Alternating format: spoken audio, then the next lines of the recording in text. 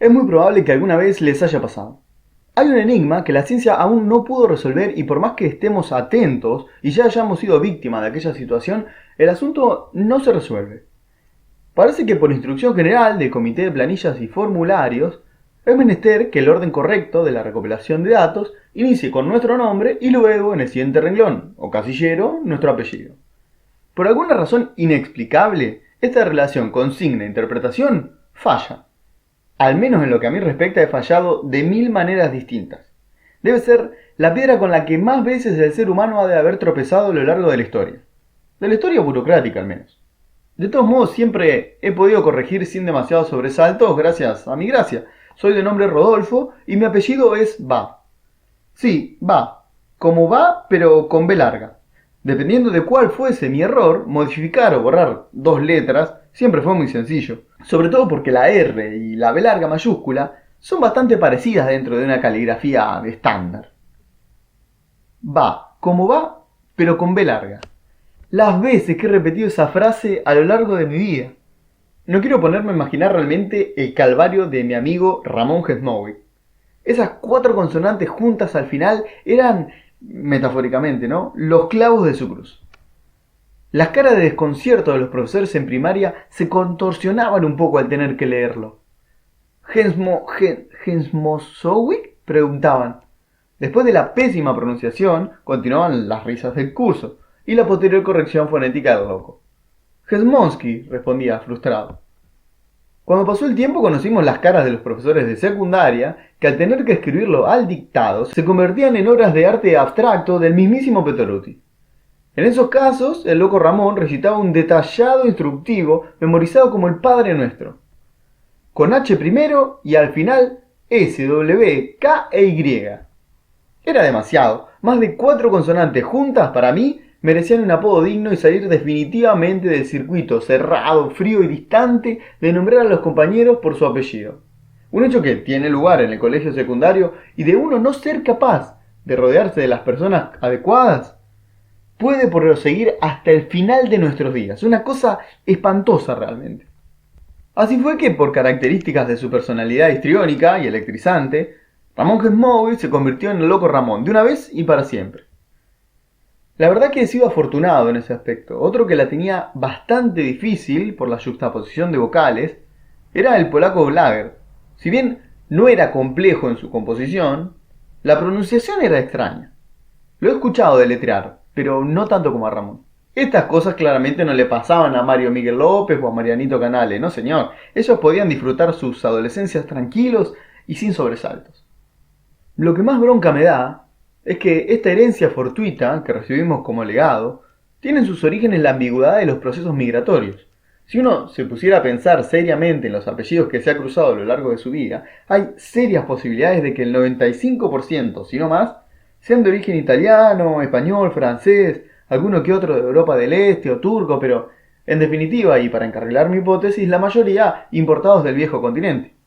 Según he aprendido, las grandes oleadas migratorias no se caracterizaron por haber tenido un control exhaustivo a la hora de documentar la llegada de aquellos bisabuelos en potencia. Muchas veces por falta de recursos ante la magnitud de los desembarcos y otras tantas simplemente por la ignorancia de los encargados del papeleo. Así fue que muchas familias han zarpado del suelo europeo siendo parientes y al tocar tierra en Buenos Aires comenzaron a ser conocidos, no por decisión propia, sino por la falta de aptitudes gramaticales de los funcionarios de puerto. Tiempo después, esa gente, por cuestiones laborales o variabilidad en las posibilidades de asentarse en un lugar u otro, dejaron de verse, dejaron de recordarse, y de aquella familia migrante se fueron conformando dos, quizás independientes o establecidas. Este hecho da origen y sostiene las bases de la única explicación posible a las cuestiones de los apellidos mellizos. Y digo mellizos porque son muy parecidos, pero no son lo mismo.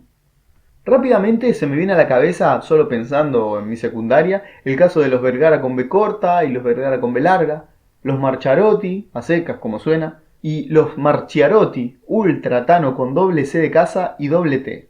Hernández, González, Gutiérrez, con o sin Z al final. Son cientos de pequeñas sutilezas, erróneas, que por una letra separaron o dieron origen, depende cómo uno lo quiera ver, a otros cientos de familias golondrinas. Ahora que estoy hablando de aquello y haciendo memoria, Había otros casos un tanto más graciosos o llamativos, ya que tenían la particularidad de la interpretación. Digamos, la traducción o sencillamente la invención de los amigos de migraciones de allá por finales del siglo XVIII. Tenía una compañera de primaria y mitad de secundaria, creo, a la que jamás volví a ver. Se llamaba María Emilia Bellagamba. Se había incorporado bien al grupo y formaba parte de las populares del salón.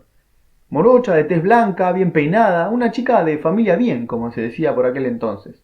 De padres trabajadores, habían llegado a San Nicolás, como la mayoría de los pobladores de la ciudad a finales de los 80, porque su padre había sido contratado por una de las empresas del cordón industrial. Venían de Bahía Blanca en realidad. Su madre creo que era peluquera y tenía 2 hermanos menores. Los nombres siempre los ignoré. Simpática María Emilia, ya sinceramente no me acuerdo de su voz. Años posteriores, en mi afición por las actividades recreativas, conocí en la escuela de kayak municipal al que sería un gran amigo mío hasta hoy día, Armandito Piernabuena. En el vértigo de las presentaciones, terreno en el que me siento un poco incómodo generalmente, relacioné los apellidos de manera automática. Y di por hecho que se trataba del mismo. Incluso di por hecho que eran parientes. Durante el primer mes de clase, dudé todos los días en preguntarle si efectivamente era uno de los hermanos de María Emilia, pero no se daba el momento, no me sentía con la confianza suficiente. No fue hasta la tercera clase del segundo mes que nos fuimos haciendo compinches y ahí sí, lo interrogué. Él era un poco más trigueño, de pelo corto y porte de jugador de rugby, pero tenía algo en su personalidad que me hacía conectarlo con mi compañera directamente. Che, ¿tu viejo trabaja en fábrica? Le dije haciéndome el perpicaz. No, es doctor, me dijo. Cirujano. No hacía falta ser un Holmes para darme cuenta que algo andaba mal en mi interpretación. ¿Pero cómo? Reaccioné. ¿Vos no sos hermano de María Emilia? No, Rodo, me dice amablemente. Tengo una hermana menor que se llama María, pero María a secas, y la mayor se llama Belén. Solo entonces mi mente se iluminó y despejó aquella maraña de letras conectadas, haciendo visible mi yerro. Para darle sentido a este raconto de reflexiones, le voy a contar la desdichada historia de Lionel Benavides. Al lío lo conozco de la infancia, si bien vivimos en una ciudad, porque la cantidad de habitantes que residen aquí nos ubican dentro de esa categoría, siempre tuvimos el alma de un pueblo. Por lo tanto, si no hubiese sido por el colegio, lo hubiera cruzado en el club o más tarde en los boliches, pero lo cierto es que la vida seguro se encargaría de encontrarnos. Aquel niño, ahora convertido en hombre, ha sido siempre un buen muchacho, de perfil bajo, recio y responsable. No me atrevería a tildarlo de trabajador porque con el paso del tiempo ha desarrollado una cierta alergia hacia los impulsos laborales. Por esto algunos lo han catalogado de vago, otros de bohemio, pero nunca se llegaron a poner de acuerdo. En lo que sí había una opinión unánime era en su costado noble y amiguero, un personaje confiable. Tuvo una vida, me atrevería a decir, feliz y sin sobresaltos, hasta sus 23 o 24 años. No es que haya fallecido, válgame el cielo, sin embargo, desde aquellos días, algo se quebró para siempre. Un día de 2014, me contó en alguna oportunidad, en una de sus largas meriendas en el club, mientras degustaba las medialunas de Mabel en la cantina junto con un cortado doble hirviendo, como era su preferencia, relojeaba las mesas a su alrededor y no encontraba el diario. Fastidioso saca su celular y se dispone a navegar en la web para leer algunos titulares destacados y pasar el tiempo a gusto. Después de leer unas cuantas notas deportivas, entrar y salir de clickbaits, encuentra un título que le interesa demasiado. Es increíble, pero todos tenemos nuestro lado cholulo, y la farándula era la debilidad del lío. Los 10 empresarios más ricos del mundo, decía. No se pudo resistir. Las profesiones no variaban tanto. El que no era un erudito informático, dueño de alguna firma conocida, era CEO de una empresa multinacional, en fin. Los dueños del mundo moderno. Una lista de buena fe que los reunía a todos. Lo que más llamaba la atención del lío eran las excentricidades. Yates lujosos, mansiones, aviones privados, equipos de fútbol, de baloncesto, zoológicos propios. Al llegar al top 3 sucede la catástrofe. En realidad no era para tanto y tiene que ver con estas idas y vueltas del destino en las que, por H o por B, las cosas pueden ser similares pero distintas. El número 3 del ranking le resultó sospechosamente familiar. José Ernesto Benavides. Benavides. Con B larga primero, B corta después termina en Z. La mismísima descripción que Lionel había repetido a lo largo de toda su vida, solo que irónicamente al revés. José Ernesto era mexicano, tenía 55 años, era CEO de una empresa de comunicaciones muy famosa a nivel global, multimillonario claro está, pero de gustos modestos. Casado hacía 20 años para la fecha de la nota, pero sin hijos por imposibilidad. Vivía con su mujer, enamorado, en las costas de Quintana Roo, una zona residencial muy natural y llena de verde, alejada de los ruidos de las grandes ciudades. Aparentemente humildes, sus más de 30 empleados domésticos los amaban y destacaban todo el tiempo su calidez humana. ¿Sospechoso? Sí, obviamente, pero no importó. Leo creyó todo. Esto fue una puñalada al corazón de su austera y sencilla vida. Empezó a resoplar, angustiado, y tuvo frente a sus narices la toma de conocimiento de su desgraciada suerte.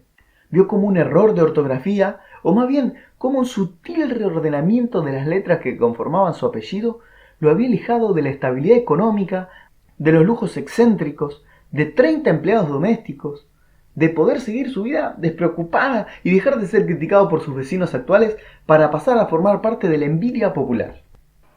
Por un instante llegó a imaginar su vida en aquella mansión, tomando mates con sus chancletas decoloridas, su remera cortada, sus shorts y sus gafas negras. Quizá esperando que se haga la hora para prender un fueguito personal, como le decía al asado para dos, o tal vez haciendo tiempo hasta que nosotros, sus amigos de San Nicolás, llegásemos de sorpresa a visitarlo sin motivo alguno. ¿Qué derecho tiene la vida de hacerme esto?, se preguntó el resto de aquella mañana fatídica en la que conoció su destino. Haberlo separado de su posible tío, no solo eso, también de su posible tía, conocer a esos seres tan humildes, generosos, humanos. ¿Cuánto hubiera podido aprender de esta gente tan emprendedora, exitosa? Además estaría viviendo en el Caribe. Pensaba con los dientes apretados, envuelto en una bufanda maltrecha y respirando con las fosas nasales tapadas por estar lleno de mocos en la cantina del club. Y es inaudito y realmente lo comprendo. Yo no puedo creer que por culpa de un funcionario de migraciones borracho uno se pierda la oportunidad de ser millonario.